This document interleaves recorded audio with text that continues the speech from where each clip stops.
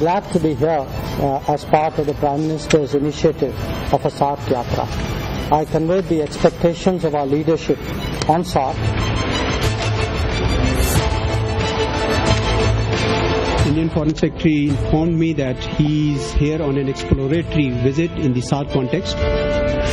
Did he invite you to come to New Delhi for a formal meeting? Both sides discussed the issues today. They would reflect on it and then decide on how to proceed further. We also raised the issue of Samjhauta Express and Indian involvement in the FATA and Balochistan. Thank you very much. More discussion on Samjhauta Express. Thank you very much. Thank you. नाज़रीन अस्सलाम वालेकुम।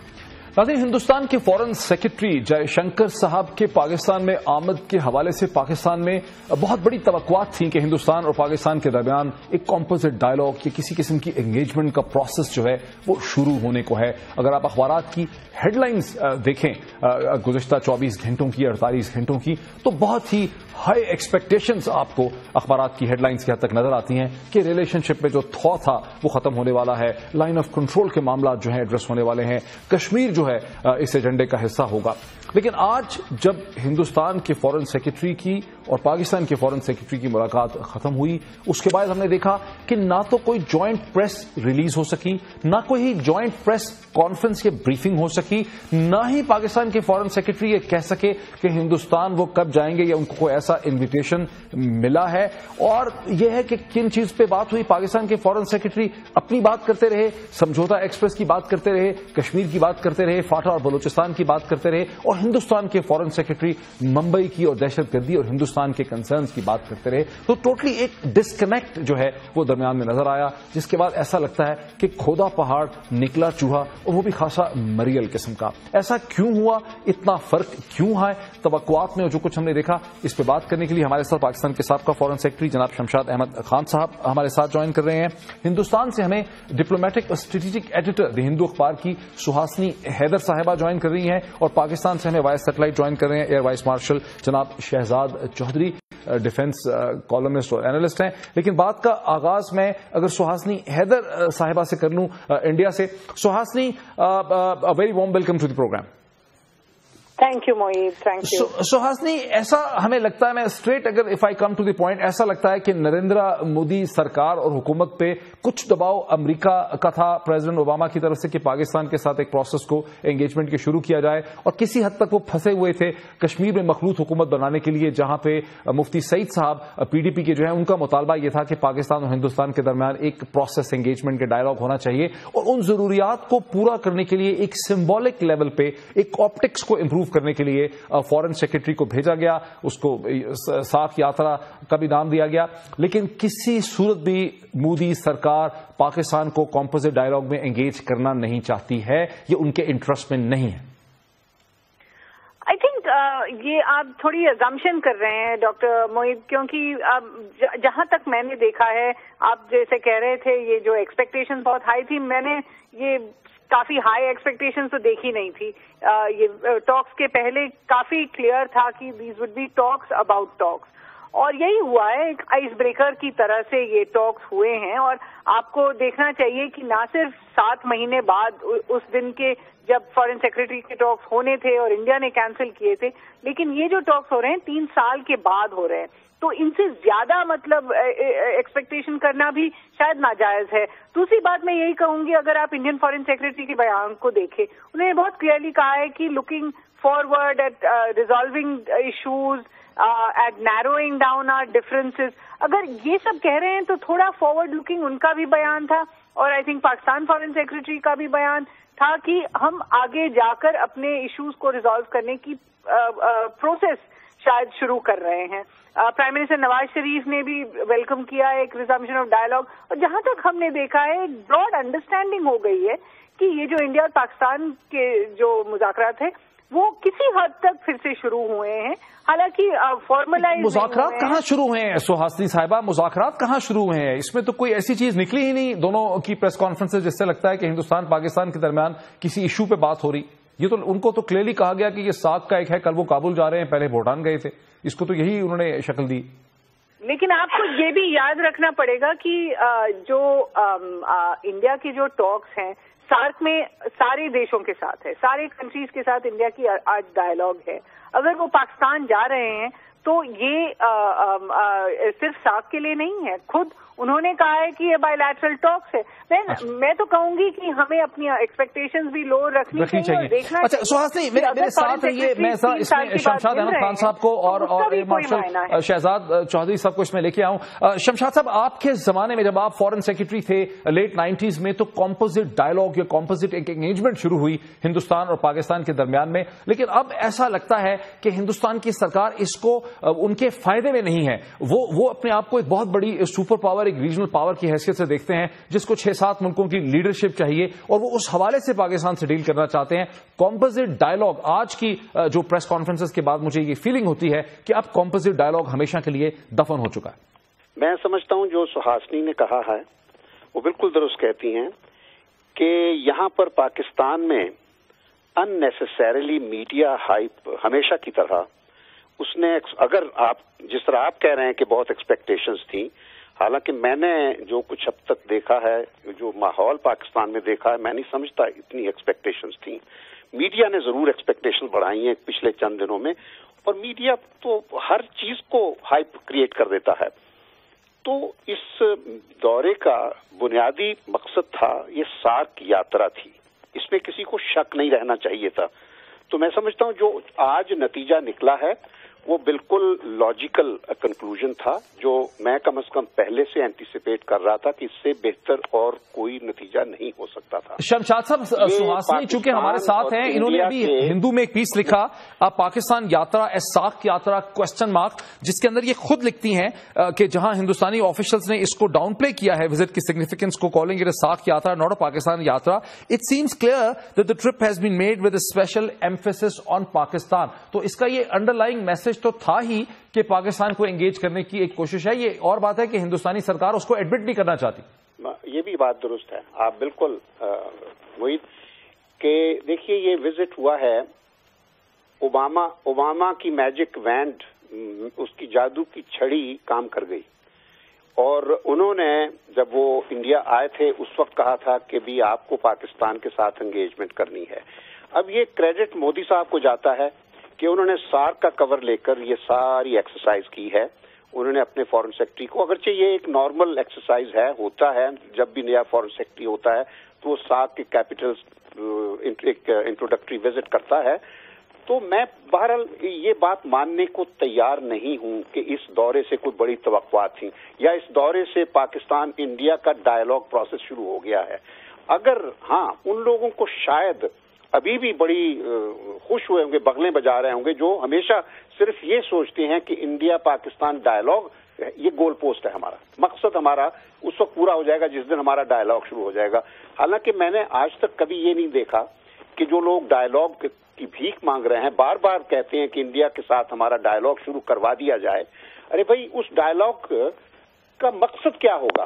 Dialogue ذات خود تو ایک مقصد نہیں ہے نا. ٹھیک ہے، مقصد جو ہے وہ ابھی تک کسی کے ذہن میں نہیں ہے. مودی صاحب کا جو ذہن ہے میں آپ کا پوائنٹ سمجھ گیا. مجھے ذرا ایئر مارشل صاحب کی طرف جانے دیجیے. شہزاد چودھری صاحب، کہیں ایسا تو نہیں ہے کہ پاکستان کی طرف سے جو بہت زیادہ ایگرنیس اور ڈیسپریشن ہوتی ہے ہندوستان کو انگیج کرنے کی، ڈائیلاگ کرنے کی، جیسے کہ مجھے یاد ہے کہ پرائم منسٹر نواز شریف صاحب نے الیکشن کے بعد اور پرائم منسٹر کا ابھی حلف لینے سے پہلے انہوں نے ایک انڈین ٹیلی ویژن سے بات کرتے ہوئے کہا کورسپونڈنٹ سے کہ جی مجھے تو اگر ہندوستان بلائیں نہ بلائیں میں ہندوستان جانا چاہوں گا. پھر وہ تشریف لے گئے، نریندر مودی صاحب کی انوگریشن میں بھی وہ جو ہے وہاں پہ تشریف لے کے گئے. تو یہ جو پاکستان کی ایگرنیس ہے، جو اوور ایکسائٹمنٹ ہے، جو بہت زیادہ خواہش ہے، یہ بھی ایک رکاوٹ ہے بہتر تعلقات کی ریزمپشن میں. بالکل. دیکھیے میں یہ تو نہیں جانتا کہ بھارت پاکستان کی اس خواہش کو، اس ایگرنیس کو کس طریقے سے استعمال کرتا ہے یا اس کو دیکھتا ہے، لیکن میں یہ ضرور جانتا ہوں کہ نواز شریف صاحب کا مئی کا جو دورہ بھارت کا تھا پچھلے سال، اور اب یہ جو ان کے فارن سیکرٹری نے دورہ کیا ہے، ان دونوں کا تعلق سارک کے ساتھ ہے. ان کا تعلق ہرگز اس کور کے ساتھ نہیں ہے جو کہ سارک کے طور پہ استعمال کیا جا رہا ہے، جس کے اندر در حقیقت نواز شریف صاحب کی وزٹ چھپی ہوئی تھی یا فارن سیکرٹری کی وزٹ چھپی ہوئی ہے. میں سمجھتا ہوں کہ جس طریقے سے نیفٹا میں امریکہ اپنے ممالک، پڑوسی ممالک، ہانڈورس بھی ہے، نیکراگوا بھی ہے، میکسیکو بھی ہے، جس کے ساتھ اس کے مسائل ہیں، اس کے باوجود ان کے ساتھ تعلق رکھتا ہے اور تعلق رکھنا چاہتا ہے، اسی طریقے سے بھارت سار کے کانٹیکسٹ میں اپنے پڑوسی ملکوں کے ساتھ اور خصوصی طور پر پاکستان کے ساتھ تعلق رکھنا چاہتا ہے. وہ پاکستان سے تعلق صرف سار کے کانٹیکسٹ میں رکھنا چاہتا ہے. پاکستان سے آپ بائیلیٹرل ریلیشن شپ نہیں رکھنا چاہتا، ایکویلٹی پہ نہیں رکھنا چاہتا، 7 ملکوں کا ایک ریلیشن شپ ہے، اس میں سے ایک ریلیشن شپ پاکستان سے رکھنا چاہتا ہے. ہاں، میں یہ کہہ رہا ہوں کہ وہ جس قسم کی بائیلیٹرل کانٹیکسٹ ہم دیکھتے ہیں، ہم سیکھ کرتے ہیں بھارت کے ساتھ، وہ فی الحال مودی سرکار ابھی اس کے لیے تیار نہیں ہے. مودی ابھی کل ہی تو وہاں پہ مقبوضہ کشمیر میں جا کے حکومت میں بیٹھے ہیں. فرسٹ ٹائم ہے کہ بی جے پی از ان پار ان جموں اینڈ کشمیر. تو وہ مودی کس طریقے سے کشمیر کا معاملہ بات آپ کے ساتھ شروع کرے گا، جو کہ بھی کل انہوں نے وہاں پہ کرسی سنبھالی ہے. اس لیے میرا اپنا خیال یہ ہے کہ اس قسم کی توقعات رکھنا پاکستان کی غلطی ہے، پاکستان کی خام خیالی ہے. ہمیں یہ تصور کرنا ہوگا اور ہمیں یہ دیکھنا ہوگا کہ آئندہ کے ساتھ تعلقات اگر بھارت بھی وزڈم دکھاتا ہے تو وہ کم از کم ان بنیادوں پہ نہیں طے کیے جا سکتے جو کہ آج تک ہم سوچتے رہے ہیں. ان کا پیراڈائم، ان کا پیرایا ٹوٹلی مختلف ہوگا، اور وہ مختلف پیرایا کس قسم کا ہوگا، اس کی نوعیت کیا ہوگی، وہ کن معاملات پہ آگے جا سکتا ہے، اس کو دیکھنا ہوگا. پہ ہم بریک لیتے ہیں جہاں پہ ایئر مارشل صاحب کا یہ کہنا ہے کہ ہندوستان اور مودی سرکار پاکستان کے ساتھ ایک بائیلیٹرل ریلیشن شپ کے لیے تیار نظر نہیں آتی ہے. کیا واقعی ایسا ہے؟ یہ ہم سہاسنی حیدر سے پوچھیں گے آفٹر دا بریک.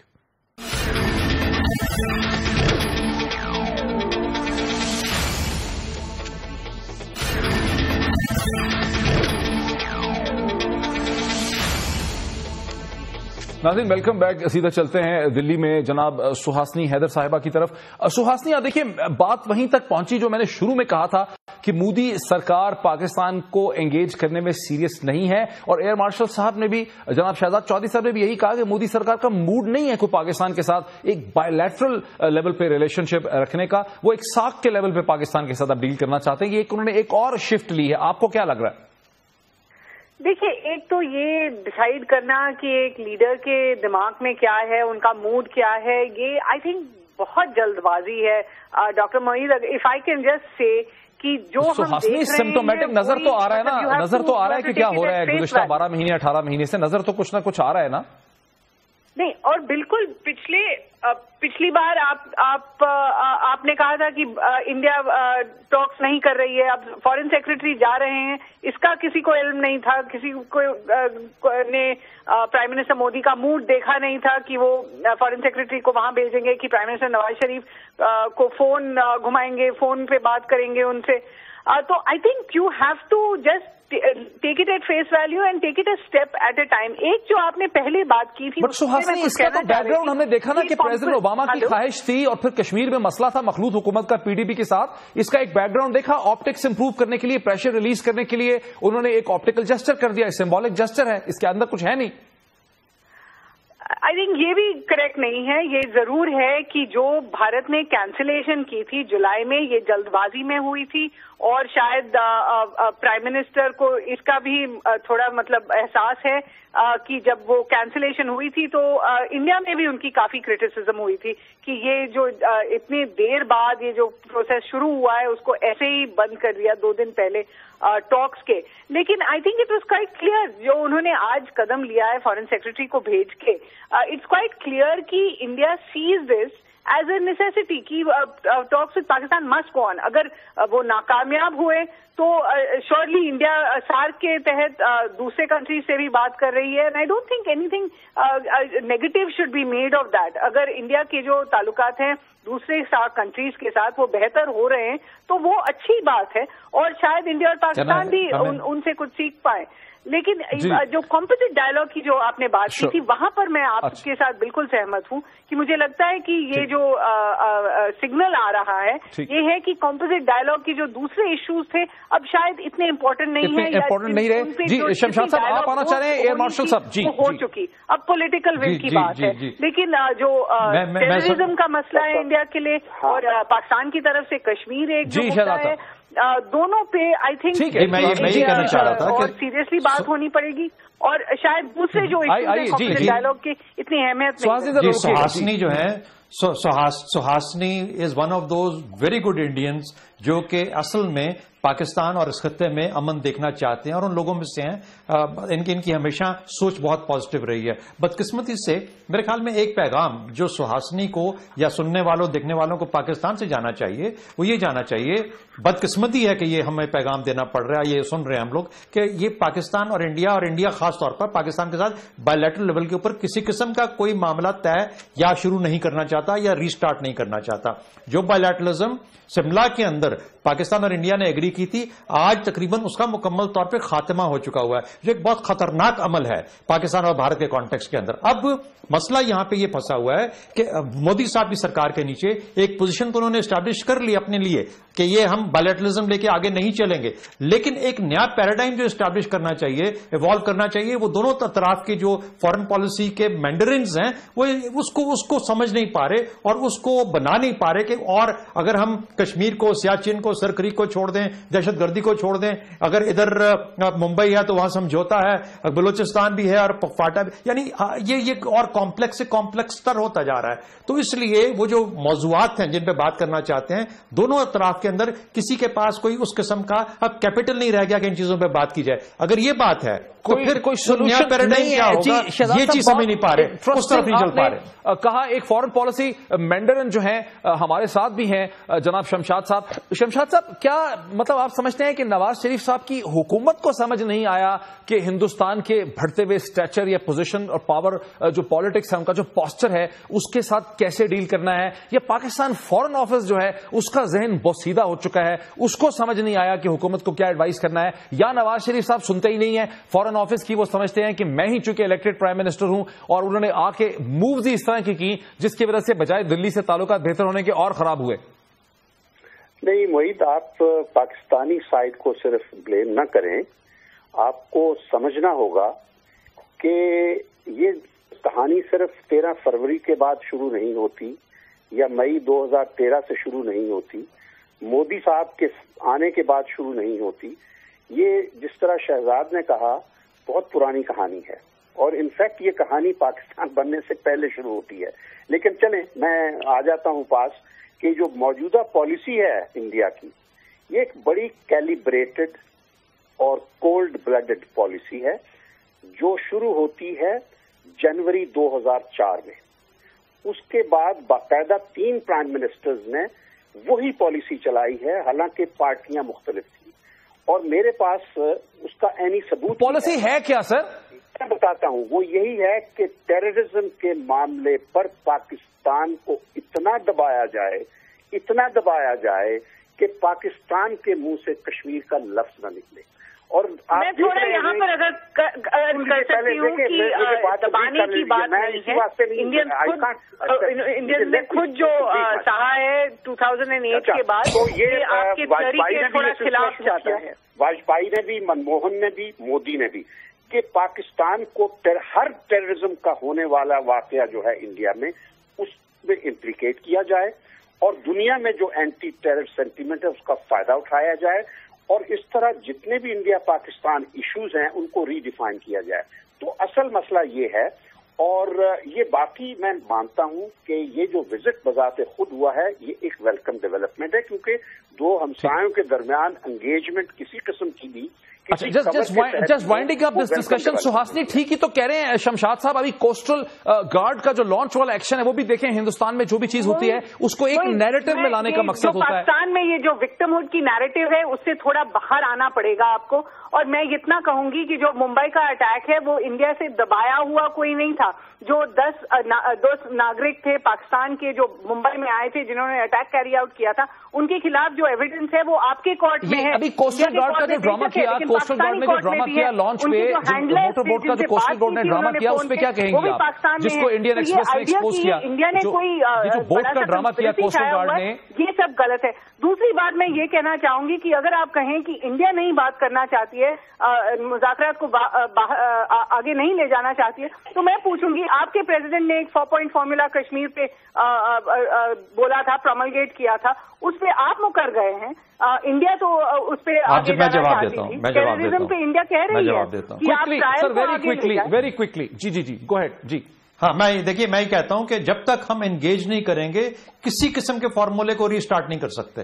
جب تک بائیلیٹرل انگیجمنٹ نہیں ہوگی ہم ان ڈائریکشن طرف جا ہی نہیں سکتے. اسی کو لے لیجئے. دیکھیے آج خطرہ 20 کروڑ مسلمان اگر پاکستان میں ہیں تو 20 کروڑ مسلمان بھارت میں بھی ہیں. یہ یاد رکھیں آج داعش کا خطرہ نہ پاکستان سے ایمرج ہوتا ہے, یہ عراق اور سیریا سے نکل کے ٹرانس نیشنل ایجنڈا ہے. یہ مسلمان جہاں جہاں پہ بھی ہیں وہاں پہ افیکٹ کرے گا. اگر آج یہ ممالک نیشن سٹیٹس مل کے اس خطرے کے خلاف اکٹھے مل کے نہیں روکیں گے اس کو تو یہ یاد رکھیں کہ نہ بھارت بچے گا, نہ پاکستان بچے گا, نہ افغانستان بچے گا. جی ہمیں اپنے معاملات کو مل کے کویگزسٹ کرتے ہوئے حیدر کا ہندوستان میں اور شمشاد صاحب کا یہیں پاکستان میں ہمیں جوائن کرنے کا بہت شکریہ. جب تک ہندوستان اور پاکستان میں میننگ فل پرپز فل بائیلیٹرل ریلیشن شپ اور انگیجمنٹ نہیں ہوگا مسائل کا حل نہیں نکل پائے گا. لیکن آج جو کچھ ہم نے دیکھا پریس کانفرنس کے بعد اس کے بعد لگتا ہے کہ اب ہم بائیلیٹرل ریلیشن شپ سے دور ہٹ رہے ہیں. کب جا پائیں گے بائیلیٹرل ریلیشن شپ پہ یہ دیکھنے کی بات ہے. اگلے چند ہفتوں یا مہینوں میں یہ بات کلیئر ہوگی. بہت شکریہ. بریک کے بعد ہم آتے ہیں اور ہم لوکل باڈیز کے الیکشن پہ جہاں سپریم کورٹ نے حکم صادر کیا ہے, تاریخیں دی ہیں, اس پہ بات کرتے ہیں.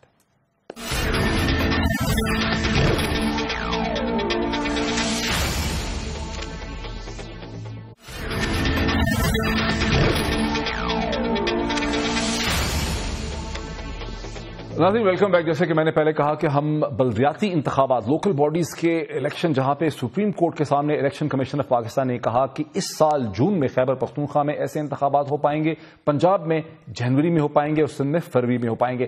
اس حوالے سے کہ ایک تو اس میں اتنا ڈیلے کیوں ہوا اور انتخابات کی نوعیت کیا ہوگی, خیبر پختونخوا اور پنجاب میں یہ لوکل گورنمنٹ جو ہے ایک دوسرے سے مختلف اگر ہوں گی تو کس طرح سے مختلف ہوں گی, اس پہ ہم بات کریں گے. ہمارے ساتھ جوائن کر رہے ہیں عنایت اللہ خان صاحب جو کہ وزیر بلدیات اور دیہی ترقی ہیں خیبر پختونخوا کی حکومت میں, رانا ثناء اللہ صاحب جو کہ سابق وزیر قانون پنجاب کے ہیں وہ بھی ہمارے ساتھ ہیں اور وہ کام کرتے رہے لوکل گورنمنٹس کے حوالے سے, اور لاہور سے ہمیں ارشاد عارف صاحب جو کہ سینئر ایڈیٹر ہیں دنیا نیوز کے ہمیں جوائن کر رہے ہیں.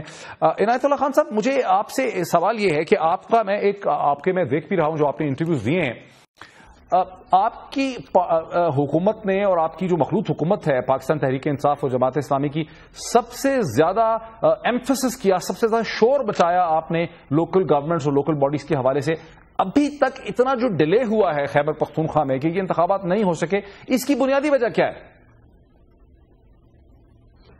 دیکھیے ایک تو ایک کولیشن گورنمنٹ تھی جو پی ٹی آئی کی الیکشن سلوگن تھا ان کا, انہوں نے اپنا ایک سسٹم تیار کیا تھا اور ہم اس وقت 4 جماعتوں کا کولیشن گورنمنٹ تھا. بعد میں شیرپاؤ صاحب کی جماعت نکالی گئی, میرے سربراہی میں کمیٹی بنی تھی اور 2012 میں ایک ایکٹ آیا تھا وہ ANP اور پیپلز پارٹی کی کولیشن گورنمنٹ نے لایا تھا اور ہمارا خیال تھا کہ وہ ایکٹ جو تھا وہ ڈیوولوشن کی روح کو انہوں نے کل کیا تھا.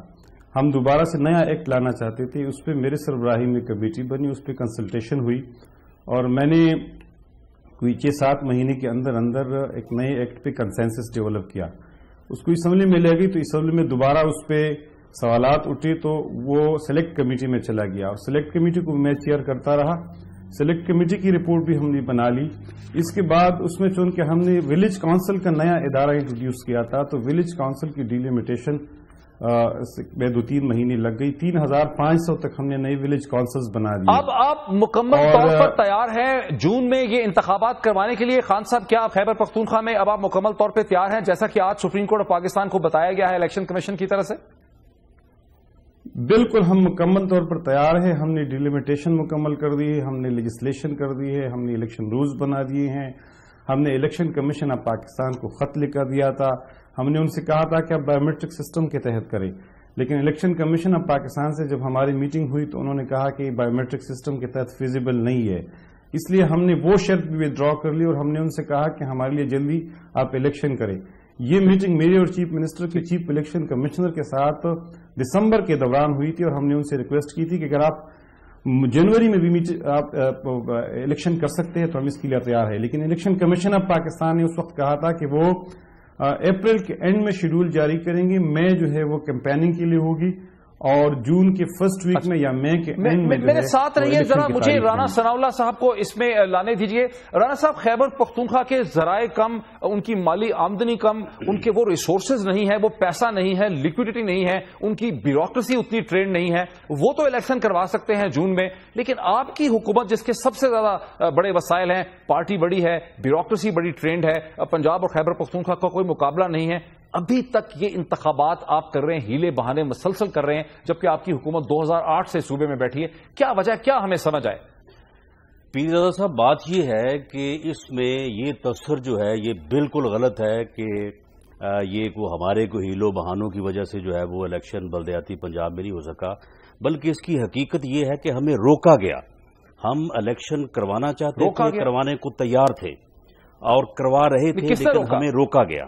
میں عرض کرتا ہوں، اس میں ایسے ہے کہ یہ جو لوکل گورنمنٹ ایکٹ تھا جو جنرل مشرف نے جو ہے وہ نافذ کیا تھا، اس سے نہ پنجاب گورنمنٹ، PMLN اور نہ ہی کوئی دوسرا صوبہ کوئی بھی اس سے متفق نہیں تھا، اور اس کے تحت کوئی بھی دوبارہ الیکشن کروانے کو تیار نہیں تھا۔ اور اس میں کیونکہ اس کو تحفظ حاصل تھا آئینی 2009 تک، بلکہ 2010 تک، تو اس لیے ایک تو وہ شروع میں جو ہے وہ ڈیلے کا باعث بنا۔ پھر آپ کو یاد ہوگا سپریم کورٹ میں ایک رانا صاحب، بہت سے لوگ یہ بھی کہتے ہیں کہ جنرل مشرف کا جو ایکٹ تھا وہ در حقیقت ریئل ڈیولوشن تھی، پاکستان تحریک انصاف نے اس کے وہ تباہی تھی، بہت سے فیچر اٹھائے ہیں۔ وہ جو لوکل گورنمنٹ ایکٹ تھا اس نے بیڑا غرق کر دیا اداروں کا، جو ہے وہ صوبائی حکومتوں سے آزاد نہ ہو سکے، جمہوریت کا بیڑا غرق کر دیا، اس نے اداروں کا بیڑا غرق کر دیا۔ اس نے اس ملک کا جو یعنی بلدیاتی اور ڈیموکریٹک سسٹم تھا، اس نے اس کو اڑا کے رکھ دیا۔ وہ ایک ایسا سسٹم جو ہے وہ جنرل مشرف لے کے آیا تو وہ تباہی کا باعث بنا۔ اس نے بیوروکریسی کو، اس نے انسٹیٹیوشنز کو تباہ کر دیا۔ لیکن بہرحال وہ اب اس کے اوپر بحث کرنے کی ضرورت نہیں ہے۔ اب اس میں ہوا یہ کہ جب 2013 میں لیکن رانا صاحب یہ ایک امپورٹنٹ نقطہ ہے نا کہ آپ نے جو ایکٹ لے کے آ رہے ہیں وہ کیا امپاورمنٹ دیتا بھی ہے کہ نہیں دیتا؟ جی بالکل دیتا ہے۔ آپ اس کے اوپر سندھ اور آپ آج تو اس کے اوپر بات کر رہے ہیں نا کہ الیکشن جو ہے وہ ڈیلے کیوں ہوئے۔ آپ کسی دن جو ہم نے نیا لوکل گورنمنٹ ایکٹ بنایا ہے، آپ اس کے اوپر اور جنرل مشرف کا جو بلدیاتی ایکٹ تھا ان کو آپ کنفرنٹ کر کے آپ اس کے اوپر رکھ لیں۔ میں آپ کو ایک ایک شق اور ایک ایک چیپٹر کے حوالے سے ثابت کروں گا کہ اس میں کہاں کہاں نقص تھا اور اس کو ہم نے کہاں کہاں پہ جو ہے وہ کس طریقے سے ریڈریس کیا ہے۔ تو اب میں یہ عرض کروں کہ 2013 میں صاحب آپ کا کیا ویو ہے جو رانا صاحب کہہ رہے ہیں کہ ان کا بہت بہتر انہوں نے کیا؟ میری پہلے بات مکمل ہو لینے دے کہ 2013 میں آپ کے علم میں ہوگا کہ سپریم کورٹ نے کہا کہ جی آپ یا تو اسی بلدیاتی ایکٹ کو آپٹ کریں یا پھر نئی لیجسلیشن کریں اور ہر قیمت پہ دسمبر 2013 سے پہلے الیکشن کروائیں۔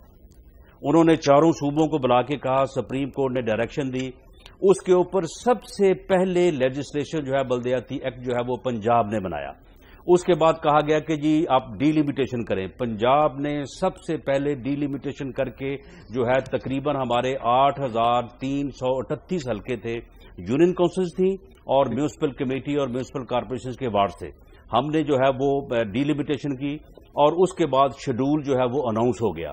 جب شیڈول اناؤنس ہو گیا تو نامینیشن پیپر فائل ہو گئے۔ اس پہ رانا صاحب میں پھر آتا ہوں ذرا، میں اس پہ میں یہ کہہ رہا ہوں کہ آپ کہہ رہے ہیں کہ ہیلو بہانوں سے، ہیلو بہانوں والی بات نہیں ہے نا۔ آپ ذرا ہمیں شک ہے کہ جب بلدیاتی ایکٹ کا شیڈول اناؤنس ہو گیا اور اناؤنس ہونے کے بعد اس شیڈول کے مطابق لوگوں نے نامینیشن پیپر جو تھے وہ فائل کرنے شروع کر دیے اور ایک وارڈ میں کم از کم یعنی 5 لوگ جو ہے ایوریج کے حساب سے جو ہے وہ الیکشن میں حصہ لے رہے تھے۔ تو اس وقت ایک ریٹ ہوئی ہائی کورٹ میں اور اس ریٹ کی بنیاد کے اوپر جو ہے وہ ڈی لیمیٹیشن کو جو ہے وہ کالعدم قرار دے دیا گیا اور اس وجہ سے الیکشن ہوئے، ورنہ دسمبر 2013 میں پنجاب میں بلدیاتی الیکشن ہو چکے ہوتے۔ جی ارشاد عارف صاحب، یور کامنٹ آن دیٹ۔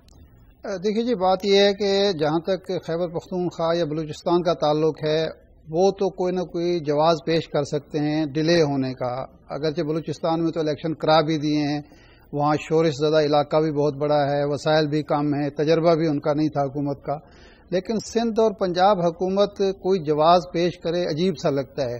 یہ 2008 سے مسلسل اقتدار میں ہیں. 2010 تک اگر کوئی آئینی قدغن تھی بھی یا مجبوری تھی بھی تو 10 کے بعد 13 تک 3 سال ہوئے.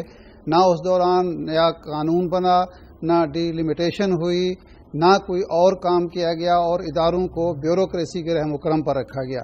جو آرٹیکل 240 کی بھی خلاف ورزی تھی کہ یہ جو ہمارا پارلیمانی نظام ہے، نظام جمہوریت ہے، یہ 3 ٹیئر گورنمنٹ کی بات کرتا ہے. اس میں وفاقی حکومت ہوگی، صوبائی حکومت ہوگی، ضلعی حکومت ہوگی. لیکن یہ جمہوریت جو ہے ضلعی حکومتوں کے بغیر 2008 سے مسلسل چلائی جا رہی ہے، اور اس کی وجہ سے بہت سارے مسائل پیدا ہو رہے ہیں. رانا صاحب کی اس بات سے میں اتفاق کرتا ہوں کہ 13 کے بعد ان کو مشکل پیش آئی کہ ریٹیں ہوئی سب کچھ، لیکن 10 سے 13 کا جو عرصہ ہے ان کی حکومت پنجاب میں تھی، انہوں نے یہ ادارے نہیں بنائے، اور نہ بنانے کی کیا وجہ ہے، کیا جواز ہے، یہ حکومت پیش کر سکتی ہے. عوام کو اس سے یہ نقصان ہوا ہے. ارشاد صاحب میرے ساتھ رہیے، یہ بڑا اہم سوال ہے. اگر آپ دیتے ہیں پھر اس کو جی میں بالکل آپ کو وقت دوں گا. رانا صاحب میں بریک ایک لے لوں. یہاں تک تو بات بڑی خوش آئند ہے کہ آج سپریم کورٹ کے سامنے الیکشن کمیشن آف پاکستان نے دے دیا کہ جون میں، پھر جنوری میں، پھر فروری میں یہ انتخابات ہوں گے. ڈیلے اتنا کیوں ہوا، اور نیچر کیا ہے ان لوکل گورنمنٹ ایکٹس کی جو کہ پنجاب اور سندھ میں آ رہے ہیں، کس طرح سے مختلف ہیں یہ خیبر پختونخوا میں لائے گئے ایکٹ پہ؟ اس پہ بات کو آگے بڑھاتے ہیں آفٹر دا بریک.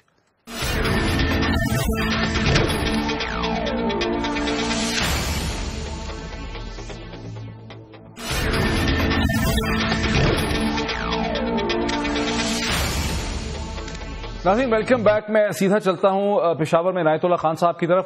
خان صاحب آپ نے سنا رانا ثناء اللہ صاحب کا تو خیال یہ ہے کہ جنرل مشرف والا جو لوکل گورنمنٹ کا ایکٹ تھا، جو ساری وہ پریکٹس تھی، اس نے بیوروکریسی کا بھی اور پوری تمام چیزوں کا بیڑا غرق کیا. لیکن ہم مسلسل یہ سنتے ہیں کہ آپ کی جو مخلوط حکومت ہے اس نے بہت حد تک ان فیچرز کو انٹیکٹ رکھا. میں آپ کا ایک انٹرویو پڑھ رہا ہوں جہاں پہ آپ نے یہ کہا کہ ہم کوئی لوکل گورنمنٹس نہیں لے کے آ رہے، ہم در حقیقت ڈسٹرکٹ گورنمنٹس لے کے آ رہے ہیں. آپ کیا کہیں گے ہمیں بریفلی، کس طرح سے آپ کا جو ایکٹ ہے، آپ جو چیز لا رہے ہیں الیکشن میں جون میں، وہ پنجاب سے اور سندھ سے کس طرح سے مختلف؟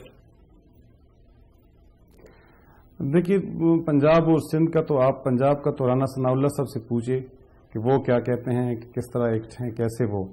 میں تو خیبر پختونخوا کے ایکٹ کے حوالے سے بتاؤں گا، اور میں ان کے ساتھ اگری نہیں کرتا کہ جو نہیں. لیکن آپ نے یہ کہا نا کہ ہمارا یونیک ہے، آپ کا انٹرویو بار بار یہ کہتا ہے کہ ہمارا یونیک ہے. میں اس پہ آ رہا ہوں.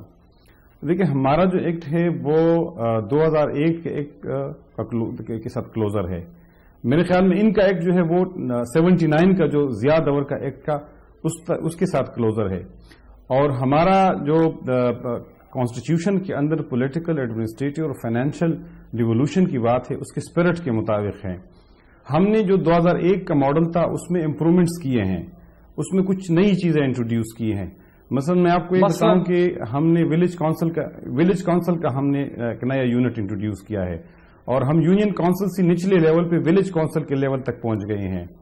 ہم نے جو ڈسٹرکٹ کونسل اور تحصیل کونسل ہے ان کے اندر ہم نے پارٹی بیسس پہ الیکشن کا فیصلہ کیا ہے. اس کے ساتھ ہم نے جو الیکٹورل کالج ہے، جو مشرف دور کا سسٹم تھا، اس میں الیکٹورل کالج سارے جو کونسلرز تھے، یونین کونسلز کے، ضلع کونسل کے، تحصیل کونسل کے، وہ سارے الیکٹورل کالج تھے. ہم نے ڈسٹرکٹ کونسل کا الیکٹورل کالج ڈسٹرکٹ کونسلوں کے ممبروں کو قرار دیا، اور تحصیل کونسل کا الیکٹورل کالج تحصیل کونسل کے ممبروں کو قرار دیا. اس کے علاوہ ہم نے الیکشن ووٹ بائی ڈویژن کی ہے تاکہ ہارس ٹریڈنگ نہ ہو. اس کی زندگی پہ کیسے فرق پڑے گا؟ میں اس کی طرف آتا ہوں. دیکھیں ایک تو جو جتنے بھی ڈپارٹمنٹس ہیں، 24 ڈپارٹمنٹس ہیں، ان سب کو ہم نے ڈیوالو کر دیا ہے. ہم نے دیکھیں ایجوکیشن کو ڈیوالو کر دیا ہے، ہیلتھ کو ڈیوالو کر دیا ہے، ہم نے پبلک ہیلتھ کو ڈیوالو کر دیا ہے، CNW کو ہم نے ڈیوالو کر دیا ہے، ایگریکلچر کو ہم نے، یعنی جتنی بھی کی ڈپارٹمنٹس ہیں ان کو ہم نے ڈیوالو کر دیا ہے. اس کے علاوہ ہم نے ڈیولپمنٹ فنڈز کے اندر جو پروونشل ADP ہے اس میں ان کا 30% شیئر رکھا ہے کہ 30% جو ڈیولپمنٹ فنڈ ہے وہ ڈسٹرکٹ گورنمنٹس کے پاس جائے گا. ڈسٹرکٹ گورنمنٹس فیل اس وجہ سے ہوتی ہیں کہ ان کے پاس اپنے پیسے نہیں ہوتے ہیں، اور جو پروونشل گورنمنٹس ہے وہ ان کو پیسے نہیں دیتی ہے. اس لیے ہم ان کو نہیں دیتی ہیں. میرے ساتھ ہے یہ خان صاحب, میں ذرا اس پہ ارشاد عارف صاحب, یہ تو دیکھیے رانا صاحب تو نہیں مانتے, لیکن ایک عام تاثر ہے جب ہم ڈیولپمنٹل کمیونٹی کے لوگوں سے بھی بات کرتے ہیں کہ جو ایک ریئل امپاورمنٹ تھی 2001 کے ایکٹ میں, اس سے پی ایم ایل این اور پیپلز پارٹی خوفزدہ تھیں. یہ چاہتی ہیں کہ طاقتیں, جیسے کہ خان صاحب کہہ رہے ہیں, طاقت جو ہے وہ لاہور میں اور کراچی کے اندر رہے, یہ اس کو ڈسٹرکٹ کے لیول تک ڈیوالو ہونے سے روک رہے ہیں. سو پازیٹو تو ہے کہ الیکشن ہو رہے ہیں, لیکن یہ کوئی ایکٹ بھی ان کے جو ہے وہ امپاورنگ نہیں. دیکھیے, دو چیزیں جب تک نہیں ہوں گی اس وقت تک یہ نہیں کہا جا سکتا کہ یہ سسٹم جو ہے یہ امپاورمنٹ کا سسٹم ہے, عوام کو امپاور کر رہا ہے.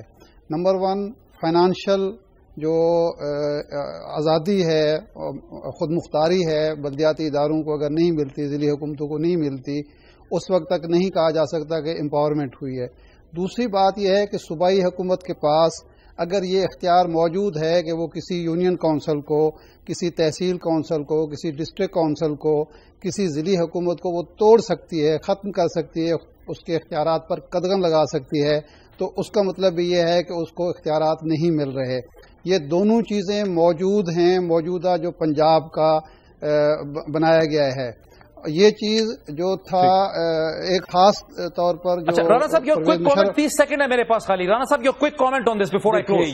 یہ تصر بالکل غلط ہے جو آپ کہہ رہے ہیں. جو جنرل مشرف کا یا 2001 کا بلدیاتی نظام تھا, اس میں صوبے کا چیف منسٹر جو ہے وہ کسی بھی ڈسٹرکٹ ناظم کو, تحصیل ناظم کو, یونین کونسل کے ناظم کو جب چاہے کان سے پکڑ کے اس کو گھر بھیج سکتا تھا. کوئی فائنینشیل اٹانومی نہیں تھی. آپ کو یاد ہوگا کہ مظفر گڑھ میں ایک آدمی جو ہے وہ اپوزیشن سے جو ہے وہ ڈسٹرکٹ ناظم منتخب ہوا تھا. وہ 5 سالوں میں ایک بجٹ نہیں پیش کر سکا اپنے ضلع کا. کہاں فائنینشیل اٹانومی تھی وہاں اس میں, اور کہاں اس میں جو ہے وہ ایڈمنسٹریٹو اٹانومی تھی. وہ بالکل ایک ڈھونسلا تھا, اور اس کی وجہ سے جو ہے وہ ادارے تباہ ہوئے. اور جس جگہ پہ ایک یعنی آفیسر 20 گریڈ کا ہوتا تھا ڈسٹرکٹ میں, وہاں پہ منڈی لگا دی انہوں نے. وہاں پہ 10 رانا صاحب, اس پہ ہمیں ذرا تفصیل سے بحث کرنی چاہیے. ہم چند پرانے ناظمین کو بھی انوائٹ کریں گے اس پروگرام میں. وقت ہمارا ختم ہوا. بہت ہی امپورٹنٹ ایشو ہے, جہاں یہ بات بڑی خوش آئند ہے کہ آج سپریم کورٹ کے سامنے یہ وعدہ کیا گیا کہ یہ انتخابات اب ہوں گے. جون میں ہوں گے خیبر پختونخوا میں, جنوری میں ہوں گے پنجاب میں, فروری میں ہوں گے سندھ میں. وہاں ہمارے بہت خدشے ہیں کہ سندھ کے اندر اور پنجاب کے اندر جو ایکٹ لایا گیا ہے, وہ ایکٹ جو ہے وہ لوکل گورنمنٹس کو وہ طاقت نہیں دیتا جو ہم چاہتے ہیں کہ ان کے پاس وہ طاقت ہو. اس پہ ہم یقیناً بہت جلدی دوبارہ تفصیل سے بات کریں گے. بہت شکریہ.